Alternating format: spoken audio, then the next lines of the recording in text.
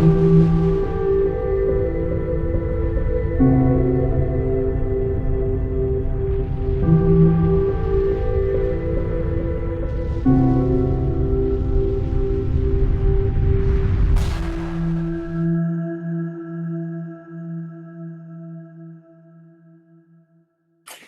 les amis, nous voici à nouveau réunis pour une nouvelle émission de Face à Face. Vous ne le savez peut-être pas tous, mais j'anime plusieurs groupes fermés sur Facebook, où souvent je publie des news. Le matin, je me lève, je me joins un lève-tôt, 5h du mat, et je publie une petite news sur mes groupes. Ça me prend pas beaucoup de temps, ça me prend 5 minutes, c'est pas comme y faire une émission de Face à Face, il faut que je la prépare, et puis je l'enregistre, il faut que je la monte. Je me suis aperçu ces derniers jours que sur certains sujets publiés sur ces groupes, certains vous faisaient réagir fortement et vous posiez beaucoup de questions. Et c'est là que je me rends compte que le nombre de sujets à traiter est énorme. Mais comme vous le savez, je ne suis pas un youtubeur professionnel et les temps me manquent pour faire des émissions sur tous ces sujets. Alors vite fait, prenons-en 4, on va en survoler 3 et aller dans le détail pour 1. La première publication qui a fait beaucoup couler dents, si je peux encore m'exprimer ainsi, au temps du numérique, est un article paru dans le journal Sud-Ouest d'une interview du directeur du MUFON France, M. Pascal Fechner. Alors comme d'habitude, je vous mets dans la vidéo, dans le descriptif de la vidéo, les liens de tous les articles que je vous mentionne. Alors que raconte Pascal Fechner ? Plus avide d'interviews que de réelles enquêtes sur le terrain. Il dit faire souffler un vent nouveau sur l'ufologie. Je dis bravo. On a hâte. Il dit que le MUFON France est composé de 14 enquêteurs. Je dis génial. Il dit que le MUFON souhaite travailler en amont avec les journalistes. Alors là, on n'en doute pas une seconde. Et pour finir dans l'article, on comprend que depuis l'existence du MUFON France, ils ont découvert que l'on a pris un hélicoptère pour un ovni. Alors là, je dis c'est trop fort. Alors que dans mes groupes, il ne se passe pas une seule journée sans observation d'OVNI, voilà que le MUFON, lui, a enquêté sur un hélicoptère qui n'était pas un OVNI. Pendant ce temps, par exemple, dans le même temps, au mois d'octobre, dans le Loiret, une énorme vague d'observation a eu lieu. Un journaliste digne de ce nom, David Crève, très courageux, du journal La République du Centre, a enquêté et il a reçu des milliers de témoignages, dont beaucoup de personnes âgées, assez apeurées, qui n'avaient aucun intérêt à lui raconter des balivernes. Un seul extrait de ces témoignages. C'est le cas de l'Orléanaise qu'on va appeler K, que nous avons eu au téléphone la semaine dernière. Son récit est proprement édifiant. J'habite le quartier Barrière-Saint-Marc. Dans la nuit de dimanche à lundi, je dormais quand, après 2h du matin, une lumière extraordinaire a percé à travers ma fenêtre de toit. J'ai d'abord cru à un incendie, raconte-t-elle, encore paniquée. Je l'ai donc ouverte et j'ai passé la tête dehors. Au-dessus de chez moi, il y avait cette forme triangulaire avec des lumières dessous, vertes et rouges. J'ai eu la peur de ma vie. J'étais comme paralysé. Que se passe-t-il ? Tout s'est arrêté quand c'est parti en direction de l'ouest à une vitesse fulgurante. Des larmes dans la voix, K affirme souffrir depuis de maux de tête et de vomissements. Plusieurs publications ont été faites dans ce journal, avec même une fois une double page spéciale. Bravo à ce travail fantastique qui a été réalisé. Ça a permis à des gens de s'exprimer, de leur laisser un email où ils ont pu raconter, et un numéro de téléphone où ils ont pu raconter aux journalistes tout ce qu'ils ont vu, sans être jugés, sans être montrés du doigt, sans être ridiculisés. Il a vraiment fait un travail fantastique. Je vous conseille de lire ces témoignages, ils sont assez bluffants. Pendant ce temps-là, lui, MUFON courait après un hélicoptère. Alors cela m'amène à un deuxième sujet. Ces fameux triangles noirs que le témoin K a décrits. Ils sont vus depuis très longtemps. Souvenez-vous de la vague belge entre 1989 et 1991. Et justement, c'est en Belgique que l'un de nos membres, de l'un de mes groupes, a fait une description avec témoins très minutieuse de l'un de ces triangles noirs qu'il a vu. Il en a averti la COBEPS, qui est le groupe d'études ufologiques belge, Et là, je peux vous dire que chapeau les Belges, hein, vous êtes au top. Je rappelle déjà que lors de cette vague belge de 89 à 91, l'armée belge a été la première et unique armée au monde à collaborer avec les médias et à divulguer au public tout ce qu'elle avait. Ils ont même édité un livre de 750 pages. Alors j'ai décidé deux choses. De faire prochainement une émission sur la vague belge, car certains d'entre vous ne la connaissent pas, à ma grande surprise, mais aussi profiter du cas d'observation de notre membre d'un triangle noir pour faire une enquête minutieuse et vous le verrez très différente de ce qui est fait habituellement sur l'observation de ce triangle noir. Abonnez-vous à la chaîne pour ne pas manquer cette enquête qui va peut-être nous donner l'envie, ça c'est la deuxième chose, de créer un groupe indépendant et libre d'enquêteurs terrain européens. On en discute entre nous, l'envie est là, seul nous manquerait peut-être le temps. Mais si vous avez envie d'en faire partie, écrivez-moi, je vous laisse mon adresse email perso dans le descriptif de l'émission. Alors je sais, et on en vient au troisième point. J'entends déjà certains d'entre vous me crier aux oreilles TR3B et Programme Spatial Secret. Pour ceux qui ne savent pas ce qu'est un TR3B, cela serait un vaisseau d'origine humaine, fabriqué par les humains.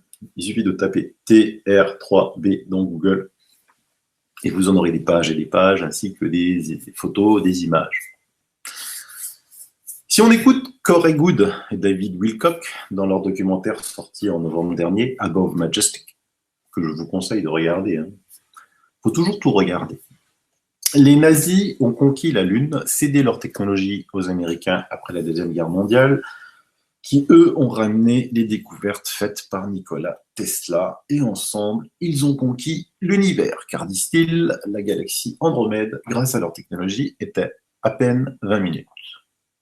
Je fais juste une petite parenthèse concernant Tesla. Petit, j'étais passionné par cet homme, je le suis encore aujourd'hui.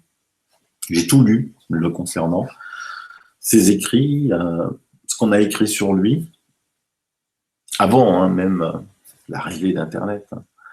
Mais là, je suis surpris parce qu'il y a une déferlante qui arrive de partout. On attribue à Tesla, il a tout fait cet homme-ci maintenant.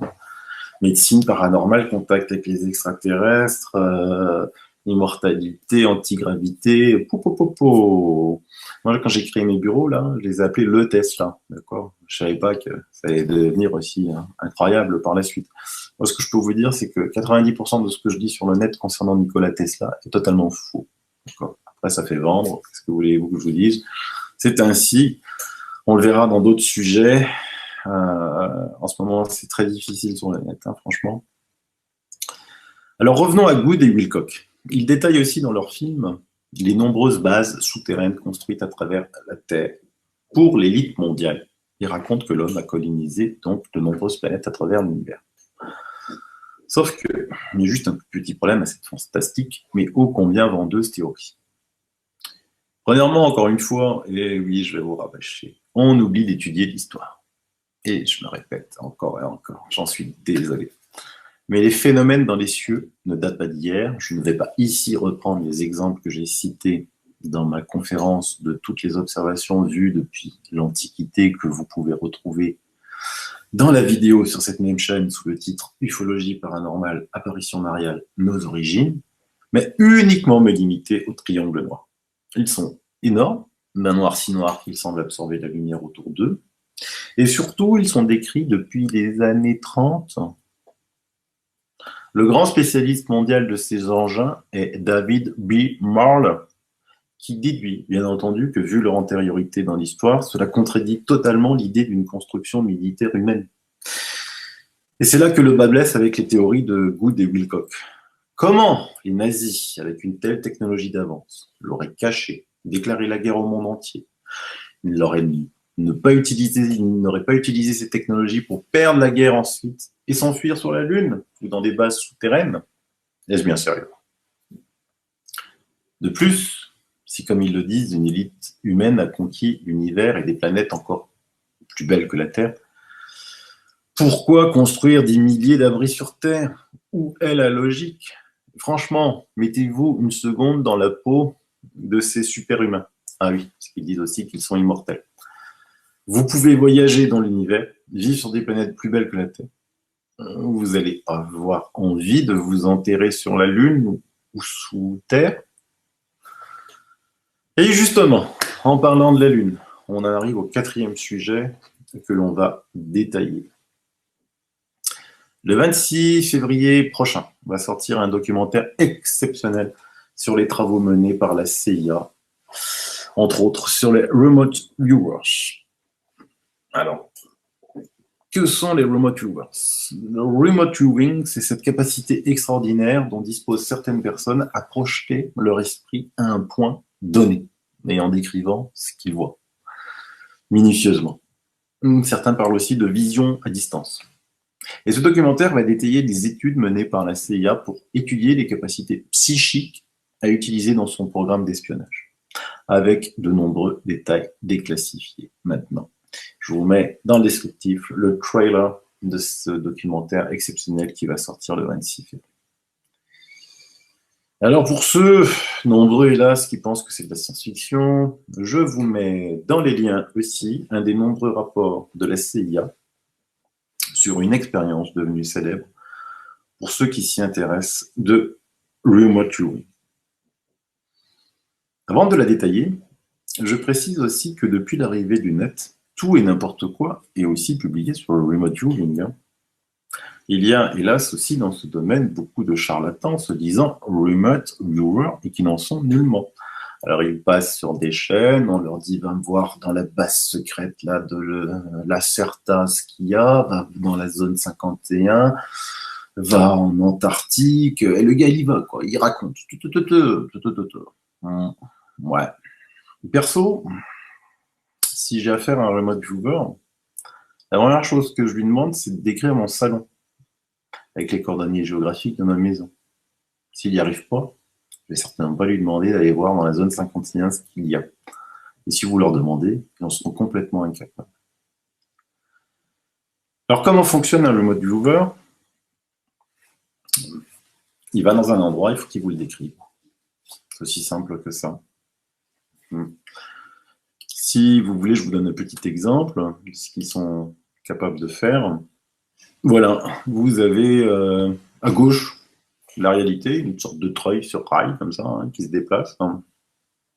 Évidemment que le remote viewer n'avait jamais vu. Et à droite, le croquis qu'il en a fait.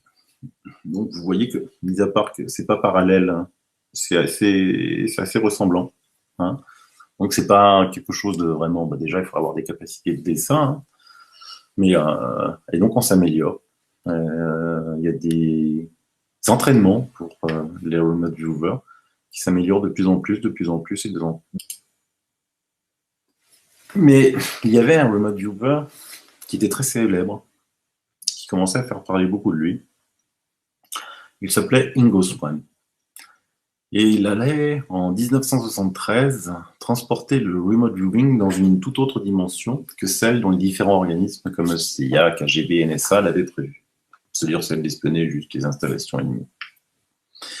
Ingo Swann, artiste peintre de métier, avait énormément médium et avait ce don si particulier.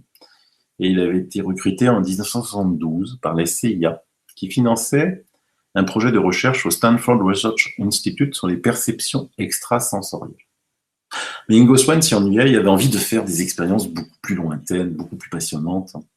Or justement, la NASA avait lancé ses sondes Pioneer 10 et 11 qui allaient survoler Jupiter. Et la NASA recevrait les premières informations sur notre géante du système solaire en septembre 1973.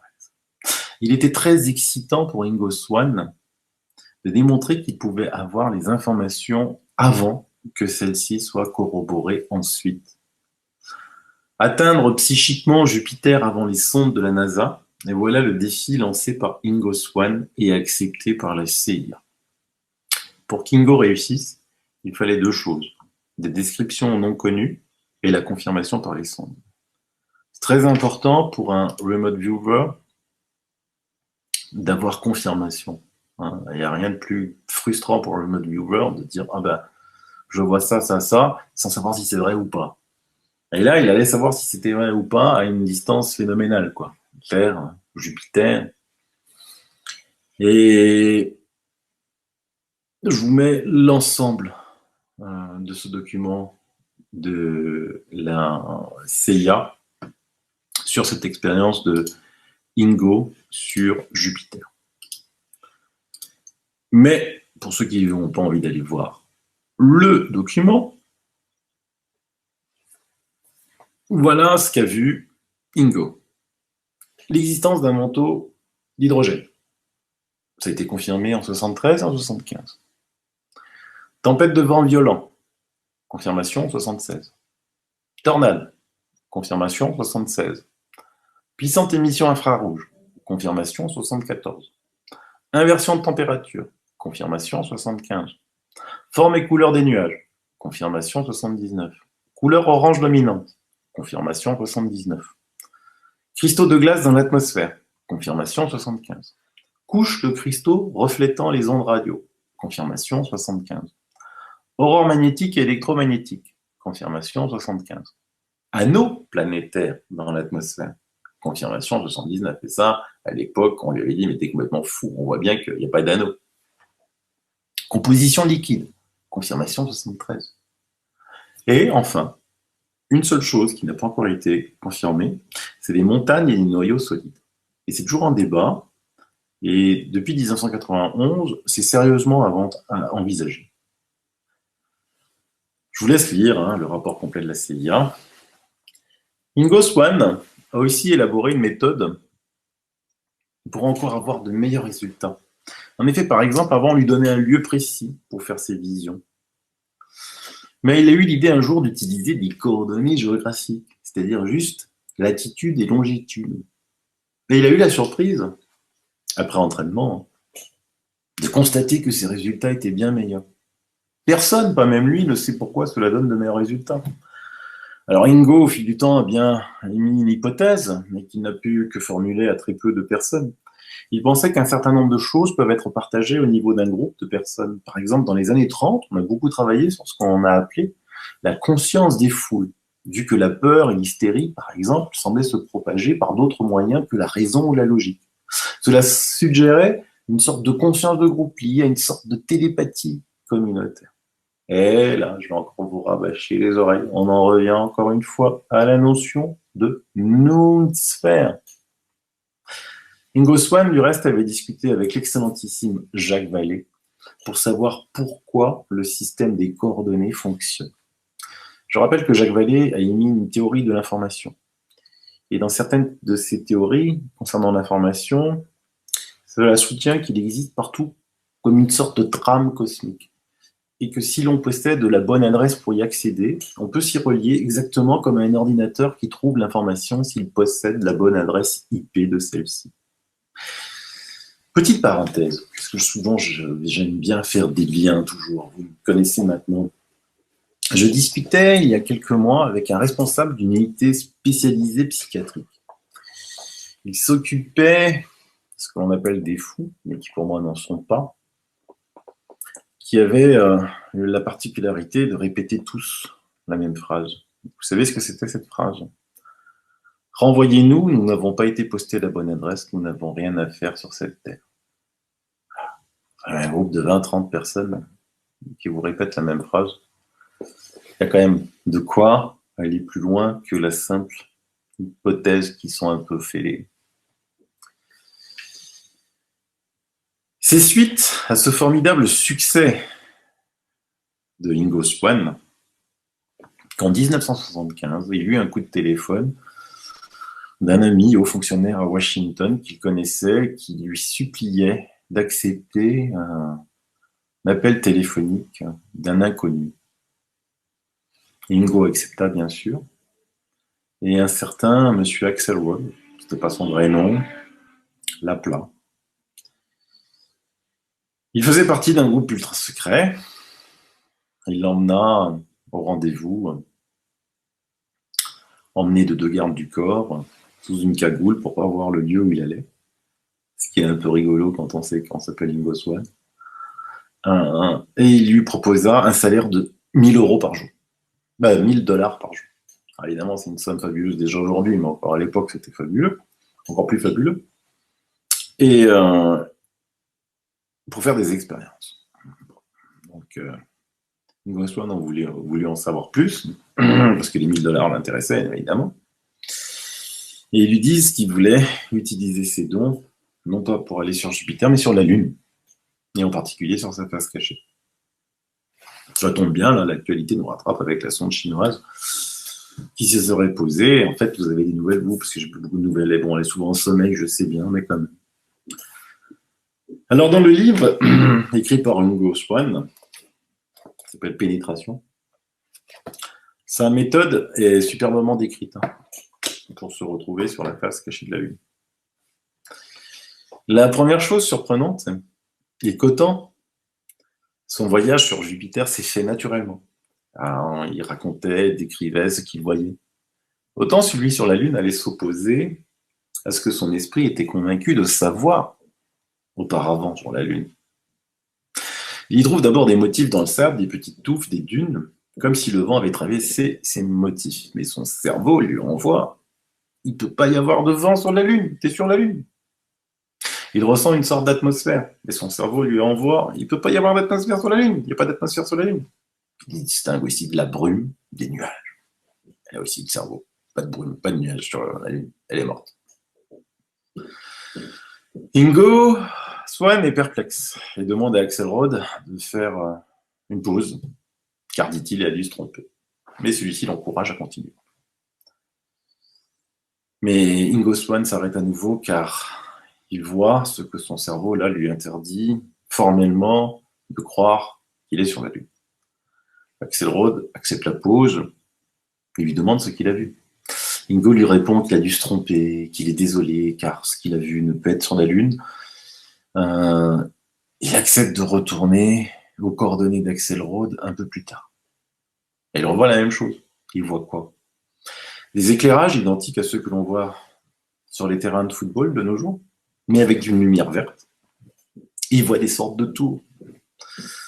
Donc il arrête, il s'excuse encore auprès d'Axelrod en lui disant qu'il a dû se tromper, qu'il a été quelque part sur Terre, qu'il allait réviser son protocole, les coordonnées, il s'excuse. Mais Axelrod l'encourage à y retourner. Il y retourne. Il ressent à nouveau une légère atmosphère. Il voit les éclairages, les tours, dont une énorme qu'il estime équivalente à 40 étages. Ingo Swann est bouleversé. Il demande des comptes à Axelrod.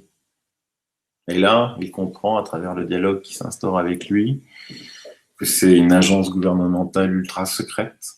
Il comprend que la NASA a pris des photos, où ils ont vu des choses sur ces photos, mais pas en assez haute définition pour comprendre ce qu'il y avait dessus. Il comprend aussi que ce n'est pas humain. Il comprend que ceux qui ont construit cela ne sont pas amicaux. Il comprend que Russes, Américains, devaient faire appel à ce qu'on appelle des voyants, même si c'est des rumeurs, pour en savoir plus. Axelrod donna d'autres coordonnées à Ingo. Il y va. Il y voit des choses là qu'il ne comprend même pas. Des bâtiments à l'aspect très étrange. Des ponts dont il ne comprenait même pas la fonction, qui semblaient se reposer sur rien. Il vit de longues choses tubulaires, des machines, des routes droites sur plusieurs kilomètres.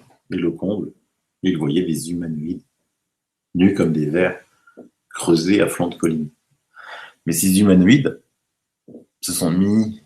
ont commencé à gesticuler et à montrer la position où, logiquement, était l'esprit de Ingo. Comment pouvait-il faire cela? Là, Ingo Swann comprit qu'il n'avait pas été le premier voyant à avoir été embauché par cette organisation et que tous avant lui avaient confirmé non seulement ce qu'il avait décrit, mais aussi la capacité de ces humanoïdes à remonter le fil télépathique. Ingo Swann a fini épuisé cette séance et la collaboration s'acheva. Axelrod lui promit de fournir à Ingo les preuves de ce qu'il avait vu. Était exact. Ingo Swann se demandait comment il pouvait bien faire pour lui fournir les preuves et que cette fois-ci, il resterait sans réponse par rapport à ce qu'il avait vu. Je rappelle qu'il aime bien avoir tous les remote viewers aiment bien avoir confirmation de ce qu'ils voient. Quelques temps plus tard, Ingo Swann reçut chez lui un livre qui venait de sortir, de Georges Léonard. Somebody Else is on the Moon. Voilà ce livre, qui a très vite été épuisé.